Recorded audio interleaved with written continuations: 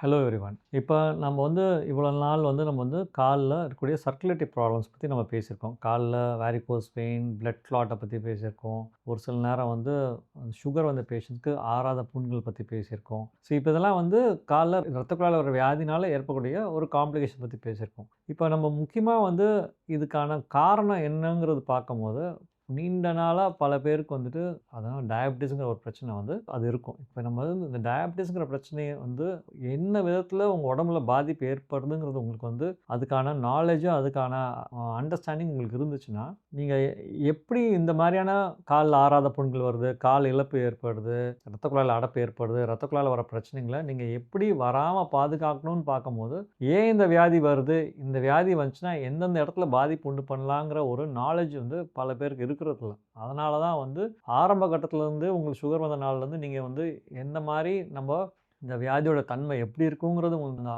அறிவுத்திறனும், அந்த நாலேட்ஜும் இருந்துச்சுன்னா, நீங்க கரெக்ட்டா நீங்க பண்ண வேண்டிய கடமைய கரெக்ட்டா பண்ணிட்டு, டாக்டர்ட்ட தேவைப்பட்டா வர மாரியான ஒரு சூழ்நிலை நீங்களே உருவாக்கிடலாம். நீங்க இத பத்தி தெரிஞ்சுக்காம நீங்களா காம்ப்ளிகேஷன்ஸ்ல நீங்களா போய் சிக்கிட்டு டாக்டர வந்து பார்க்கும்போது, லேட்டா தான் வரீங்க. பல பாதிப்புகள் உங்களுக்கு உண்டு பண்ணுது. கண் பார்வை போயிடுது, கிட்னி ஃபெயிலியர் வருது, ஹார்ட் அட்டாக் வருது, கால்ல இரத்த குழாய்ல அடைப்பு வந்து கால்ல ஆறாத புண்கள் வருது. ஸோ இந்த மாரியான பலவித இரத்த குழாய்கள் வரக்கூடிய வியாதிகள நீங்க அவாய்ட் பண்ணணும்னா, இதுக்கான சுகர் வந்துச்சுன்னா என்னென்னலாம் நடக்குங்கிற விஷயத்த உங்களுக்கு தெரியணும். இத தெளிவுபடுத்துறது தான் நான் இன்னைக்குலேருந்து இந்த புதுசா பேசக்கூடிய டாபிக்க நான் இன்னைக்கு ஆரம்பிக்கிறேன். இது பேர் வந்து மெட்டபாலிக் கிளாஸ் ரூம் நீங்க எடுத்துக்கலாம். மெட்டபாலிக்னா நம்ம உடல்ல உணவு சாப்பிடுறதுனால உடல்ல இருக்கக்கூடிய சதையிலயும், டிஷ்யூஸ்லயும் ஏற்படக்கூடிய மாறுதல பத்தி உங்களுக்கு வந்து அந்த நாலேட்ஜ் இருக்கணுங்கிறத பத்தி தான் இன்னைக்கு நம்ம பேச போறோம்.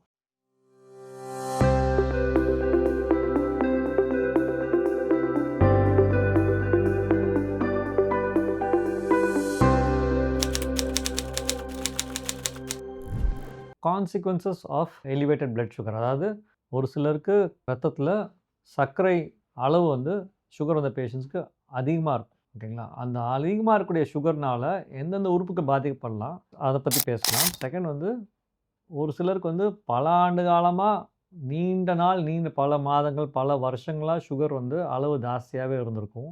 இல்ல அந்த சுகர் வந்து கண்ட்ரோல்ல இருந்தாலும் சுகர் வியாதினால பல ஆண்டுகளா நீங்க பாதிக்கப்பட்டு அந்த சுகர கண்ட்ரோல்ல கூட வச்சிருந்திருக்கலாம். ஜாஸ்தியாகணும் இல்லனாலும் சுகர் வந்த நபர்கள் பல ஆண்டு காலமா இருந்துச்சுன்னா, அதனால வரக்கூடிய பாதிப்புகள் என்ன? இல்ல திடீர்னு வந்து சுகர் வந்து ஸ்பைக் ஆகுது. ஓகேங்களா? திடீர்னு ஒரு சிலருக்கு வந்து 300, 400 சுகர் ஆகுது. இந்த மாரி சடனா சுகர் எலிவேட் ஆகுறனால என்ன பாதிப்பு வரலாம் பத்தி நம்ம இன்னைக்கு பேசலாம். நார்மலா வந்துட்டு நம்ம வந்து சாப்பிடக்கூடிய உணவுல அந்த சுகர் சத்து நெறையா இருக்குண்ணா. கார்போஹைட்ரேட்ஸ்ன்னு சொல்லுவாங்க. கார்போஹைட்ரேட்ஸ் அதிகமா இருந்துச்சுன்னா, நீங்க சாப்பிட்ட உடனே உங்களுக்கு ரத்தத்தில வந்து அந்த கார்போஹைட்ரேட்ஸ் வந்து அதிகமாகும். ஓகேங்களா? நம்ம சாப்பிடும்போது உள்ள வயிறுல போது, சிறுகுடல்ல போயிட்டு அது ஜீரணம் பண்ணும்போது, அந்த உணவுங்கலாம் எல்லாம் பிரேக் ஆகும். அந்த உணவுலாம் வந்து பெருசா இருக்கக்கூடிய கட்டிகள்லாம் பிரேக் ஆகி சிறுகுடலும், வயிறும் கேஸ்ட்ரிக் ஜூஸஸ், இன்டெஸ்டைனல் ஜூஸஸ்லாம் செக்ரீட் பண்ணி, ஈரல்லருந்து, லிவர்லேருந்து பைலும் வந்து அங்க சேர்ந்து, இந்த உணவ ஜீரணம் பண்ணும்போது, சிறுகுடல்ல அந்த உணவு வந்து நல்லா பிரேக் ஆயி, அதில இருக்கக்கூடிய அந்த சுகர் சத்த வந்து சிறுகுடல்ல இருக்கக்கூடிய அந்த செல்ஸ் வந்து அப்சார்ப் பண்ணி, இரத்த குழாய்கள் வழியா உங்களுக்கு சர்க்குலேஷன்ல அந்த சுகரோட அளவ அதிகரிக்குது. ஸோ சாப்பிட்ட உடனே சுகர் வந்து நார்மலா ஒருத்தருக்கு வந்து வித்தின் ஃபர்ஸ்ட் 2 ஹார்ஸ், 2 1/2 ஹார்ஸ்க்கு வந்து சுகர் வந்து ஸ்பைக் ஆகும். அதிகமாகும். அதான் இயற்கை எல்லாருக்குமே. ஏன் இந்த சுகர் வந்து அதிகமாகும்போது என்ன உடம்போட முக்கியமான வேலை என்னன்னா, எனக்கு சுகர் அதிகமாகுது. அதாவது அது தேவையான அளவு உடலோட உயிர் ஓட்டத்துக்கு ஒவ்வொரு செல்லுக்கும் ஏடிபின்னு இருக்கு. அடினோசின் ட்ரைபாஸ்பேட்டுங்கிற ஒரு சத்து புரதம் இருக்கு. அதுதான் வந்து ஒவ்வொரு செல்லுக்கும் அதுக்கு தேவைப்பட்ட அதுக்கான எனர்ஜிய சப்ளை பண்றது இந்த செல்லுக்குள்ள மைட்டோகாண்ட்ரியான்னு ஒவ்வொரு செல்லுக்குள்ளயும் இருக்கும். அந்த மைட்டோகாண்ட்ரியாங்கிற விஷயத்துக்குள்ள அந்த ஏடிபிங்கிற ஒரு எனர்ஜி குடுக்கக்கூடிய ஒரு புரதத்த உண்டு பண்றது தான் உடம்போட முக்கியமான வேலை. இந்த ஏடிபி புரொடியூஸ் பண்றதுக்கு இந்த சாப்பிடக்கூடிய உணவுல இருக்கக்கூடிய சுகர் வந்து அதில இருக்கக்கூடிய உடலோட மெயின் வேலை என்னன்னா, அதில அந்த சுகர்ல இருக்கக்கூடிய எலக்ட்ரான்ஸ் அத எடுத்துட்டு யூஸ் பண்ணி இந்த ஏடிபிங்கிற ஒரு எனர்ஜி தரக்கூடிய ஒரு புரத சத்த உண்டு பண்றதுனால தான் நம்ம உயிர் வாழ்ந்துட்டு இருக்கிறோம். ஓகேங்களா? உடம்புல சாப்பிடுற சாப்பாட்டுல இருக்கக்கூடிய அந்த எனர்ஜிய எடுத்துட்டு செல்ஸ்ல போய் ஸ்டோர் பண்ணிக்கும். எலக்ட்ரான் ட்ரான்ஸ்ஃபர்ன்னு சொல்லுவோம். இதுதான் வந்து இந்த மெயினா பாடியோட வேலை. ஸோ அதுக்கு என்ன ஆகும்னா, வேணுங்கிற அளவு எனர்ஜி எடுத்ததுக்கப்புறம், எக்ஸஸா இருக்கக்கூடிய அந்த சுகரோட அளவ உடம்பு இயற்கையா வந்து ஸ்டோர் பண்ணும். அத சேமிக்கணும். அதோட வேலையே சேமிக்கிறது தான். எங்க போய் சேமிக்கும்?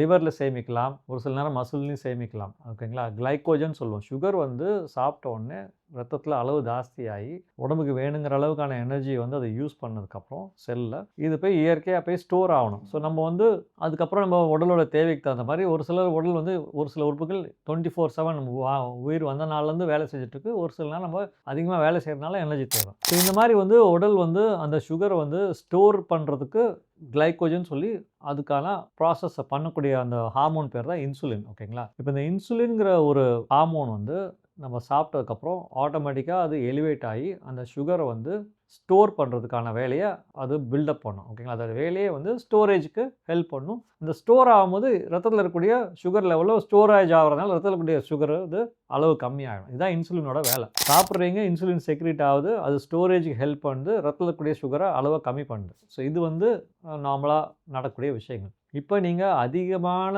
கார்போஹைட்ரேட்ஸ் உள்ள உணவுகளை சாப்பிட்றீங்கன்னா உங்களுடைய உடம்புல அந்த சுகர் வந்து ஓவர்லோட் ஆகிடும். ஓகேங்களா? எக்ஸஸாக ஓவர்லோட் ஆகுது. எக்ஸஸாக ஓவர்லோட் ஆகும்போது அதை கம்மி பண்ணி ஸ்டோர் பண்ணுற அளவுக்கு இன்சுலின் வந்து செக்ரீட் ஆகும். அந்த அளவுக்கு இன்சுலின் வந்து அதிகமாக செக்ரீட் ஆகும். அப்போ தான் வந்து அந்த ரத்தத்தில் கூடிய சுகரை கண்ட்ரோல் பண்ணி அதை வந்து எங்கேயா போய் சேமிக்கலாம். அதிகமாக இன்சுலின் வந்து தொடர்ந்துக்கிட்டே பல நாட்கள் பல மாதங்களாக நீங்கள் இப்படி சாப்பிட இன்சுலின் அளவு அதிகமாக இருந்துச்சுன்னா அதே இன்சுலினுக்கு உடம்பு வந்து ரெசிஸ்டன்ட் ஆகிடும். ஏன் ரெசிஸ்டன்ட் ஆகுதுன்னா நீங்கள் இது வந்து நம்ம நார்மலாக பேட்ரி சார்ஜ் ஆகிற மாதிரி தான். ஓவர் சார்ஜ் ஆச்சுன்னா பேட்ரி வேலை செய்யாது. ஓகேங்களா?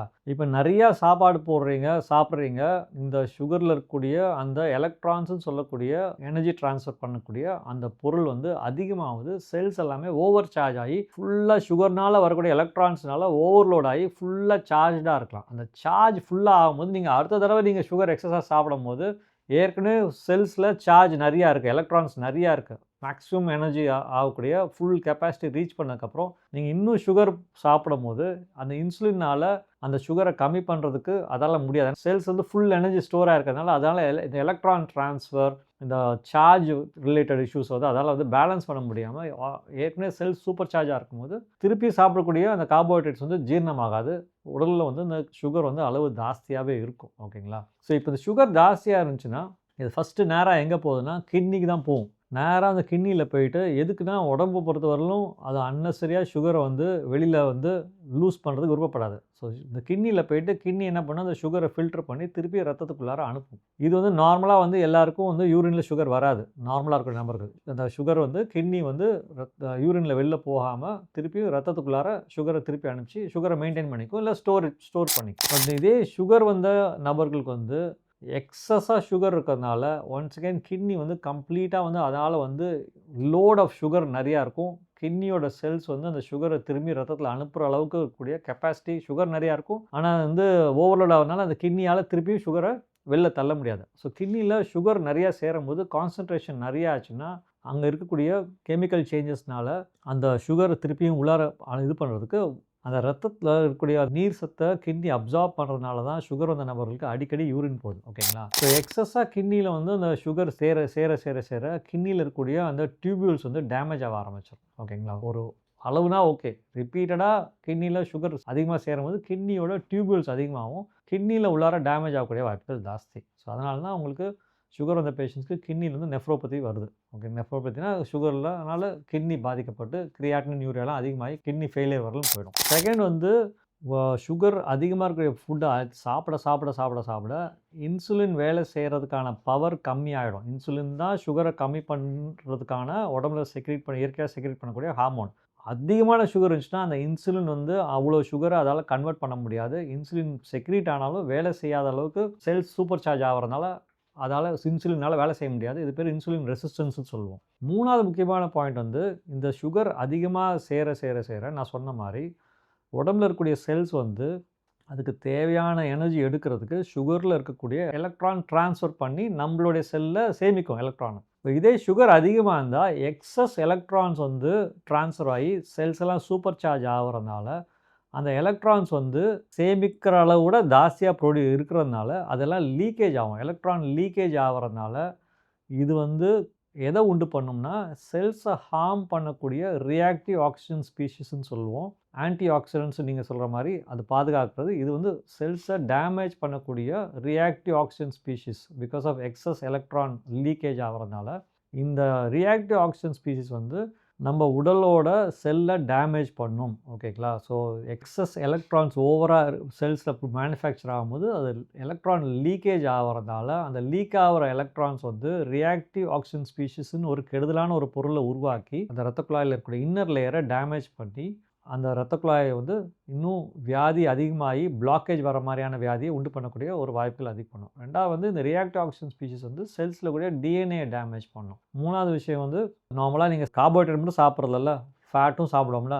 இந்த எக்ஸஸ் எலக்ட்ரான் வந்து அந்த ஃபேட் வந்து நம்ம பாடியில் வந்து எல்டிஎல்ங்கிற ஒரு கொலஸ்ட்ரால் பார்ட்டிகலாக அது உருவாகும். அந்த எல்டிஎல் வந்து இந்த ரியாக்டிவ் ஆக்சிஜன் ஸ்பீஷீஸ் வந்து இன்னும் வந்து டேமேஜ் பண்ணி அந்த எல்டிஎல் வந்து இன்னும் மோசமான ஒரு எல்டிஎல் ஆக்கி அது இரத்த குழாயில் படிய ஆரம்பித்து இரத்த குழாய்கள் சுருக்கம் ஏற்பட்டு பிளாக்கேஜ், ஹார்ட் அட்டாக்கு, இல்லைனா இரத்த குழாயில் அடைப்பு ஏற்பட்டு காலில் புண்ணு, கிட்னியில் இரத்த குழாய் ஏற்பட்டு கிட்னி டேமேஜ் ஆகிறது, கண்ணில் இரத்த குழாயில் ஏற்பட்டு கண்ணில் டேமேஜ் ஆகிறது, இந்த மாதிரி பலவித ஆர்கனில் எக்ஸஸ் எலக்ட்ரான் லீக்கேஜ் ஆகிறதுனால ரியாக்டிவ் ஆக்சிஜன் ஸ்பீஷீஸ் வந்து ப்ரொடியூஸ் ஆகி அந்தந்த ஏரியாவில் இருக்கக்கூடிய செல்ஸை வந்து அதை டேமேஜ் பண்ணி எப்படி டேமேஜ் பண்ணால் இரத்த குழாயில் அது போய் பாதிப்பு ஏற்பட்டு இரத்த குழாய் பாதிப்பு ஏற்பட்டுனா என்ன, இரத்த குழாயோட இன்னர் லைனிங் வந்து அரிப்பு ஏற்பட்டுரும். அரிப்பு ஏற்பட்டுச்சுன்னா அந்த கெடுதலான பொருள்கள் வந்து இரத்த குழாயோட இன்னர் லேயர்லேருந்து உள்ளே இருக்கக்கூடிய டிஷ்யூஸ்க்கு பரவ ஆரம்பிக்கும். ப்ளஸ் இரத்த குழாய்க்கு உள்ளாரே டெபாசிட் ஆகி இரத்த குழாயோட நார்மலாக விரிவடையக்கூடிய தன்மையும் சுருங்கிடும். இரத்த ஓட்டம் சரியாக போகாத ஒரு சூழ்நிலையை உருவாக்கும். ஸோ இந்த ரியாக்டிவ் ஆக்சிஜன் ஸ்பீஷீஸ் வந்து செல்ஸ் வந்து டேமேஜ் பண்ணிட வாய்ப்புகள் ஜாஸ்தி, சுகர் அதிகமாக இருக்கிறதுனால.